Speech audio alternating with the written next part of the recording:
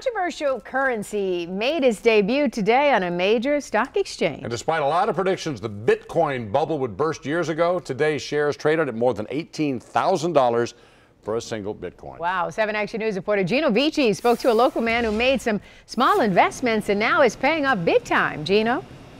Well, they certainly did. You know, the man I interviewed about 4 years ago, his name is Leonard Mazzola. Back then, these didn't exist. This is a Bitcoin ATM. He also said back then, in 5 years, we'd see these all over town, a year early, obviously. And also back then, he was probably the biggest Bitcoin enthusiast in Michigan. He made some small investments, and now it's paying off big. We've been waiting for this to happen. I mean, you know, I believed it was going to happen. Leonard Mazzola is an early adopter of the cryptocurrency known as Bitcoin. The digital currency debuted today on the Chicago Board Options Exchange. Shares of Bitcoin surged to over 18,000, a record.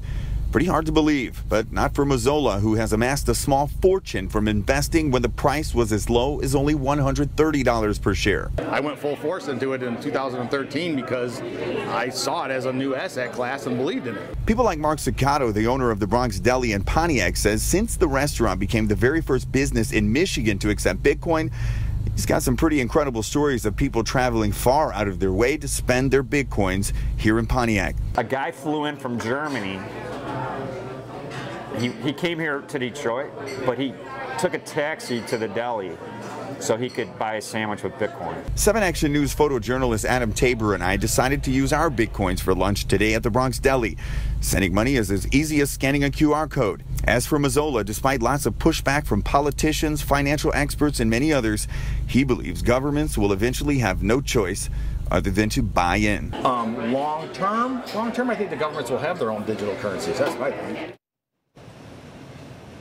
Okay, guys, so how do you buy a Bitcoin? Let's try this one out, this Bitcoin ATM or deposit machine. I'm actually going to buy a different kind of Bitcoin called a Litecoin, which is quite a bit cheaper. I don't have $18,000 to buy one Bitcoin. And so all you have to do is less than $900 here. And we're going to, here we go. And there's my Litecoin ID. And there it is, $20 worth of Litecoins. It's as easy as that, and you can find these things all around town. Bitcoin ATMs, digital currencies. It's a pretty big deal right now. We're live in Southfield. Gino Vici, 7 Action News. I found that fascinating. Gino, thank you so much for the report.